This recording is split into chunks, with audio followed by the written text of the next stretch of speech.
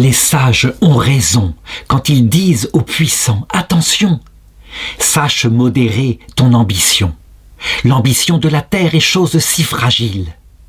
Est-ce à dire qu'il faut toujours refuser les honneurs? Je réponds non, mais celui qui sait en mépriser la grandeur, celui-là peut accepter l'honneur. Ainsi fut-il de ce berger.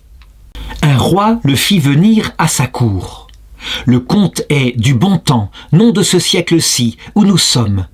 Ce roi vit un troupeau qui couvrait tous les champs, bien broutant, en bon corps, rapportant tous les ans, grâce aux soins du berger, de très notables sommes. Le berger plut au roi par ses soins diligents. « Tu mérites, dit-il, d'être pasteur des gens. Laisse là tes moutons, viens conduire les hommes. Je te fais juge souverain. » Et voilà, notre berger la balance à la main, quoiqu'il n'eût guère vu d'autres gens qu'un ermite. Son troupeau, ses molosses, le loup, et puis c'est tout. Il avait du bon sens, le reste vint ensuite, bref, il en vint fort bien à bout.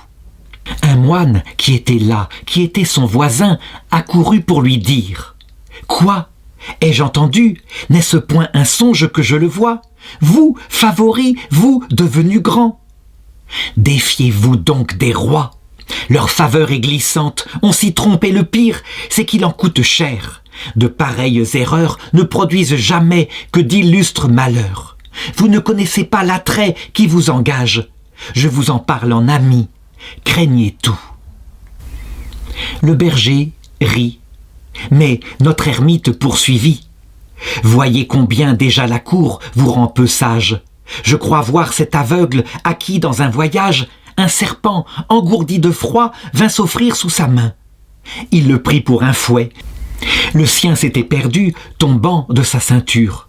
Il rendait grâce au ciel de l'heureuse aventure. Quand un passant cria « Que tenez-vous, ô Dieu, jetez cet animal, traître et pernicieux ! Ce serpent, c'est un fouet, c'est un serpent, vous dis-je.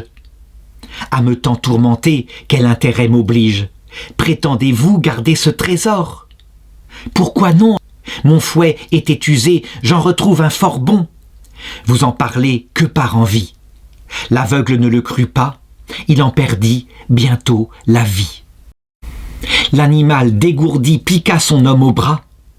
Quant à vous, berger, j'ose vous prédire qu'il vous arrivera bientôt quelque chose de pire. Le berger répondit calmement, « Mais que saurait-il m'arriver de pire que la mort ?» L'ermite lui dit « 1000 dégoûts viendront. » Il en vint en effet, l'ermite n'eut pas tort. Mainte peste de cour fit tant par maint ressort que la candeur du juge ainsi que son mérite furent suspects au prince. On cabale, on suscite, accusateurs et gens grévés par ses arrêts. De nos biens, dirent-ils, il s'est fait un palais. Le prince voulut voir ces richesses immenses. Il ne trouva partout, dans la demeure du berger, que médiocrité. Louange du désert et de la pauvreté, c'était là ses magnificences.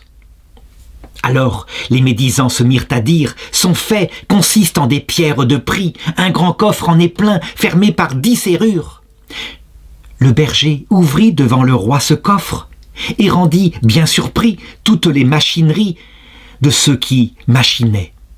Le coffre étant ouvert, on y vit des lambeaux, l'habit d'un gardeur de troupeau, petits chapeaux, jupons, panetières, houlettes, et je pense aussi sa musette. C'est que ce berger, finalement, était un sage. Il avait écouté les paroles du moine. Certes, il avait en lui quelques grains d'ambition, mais il savait les modérer. Il était déjà, par esprit, sorti de ce riche palais, comme s'il sortait d'un songe.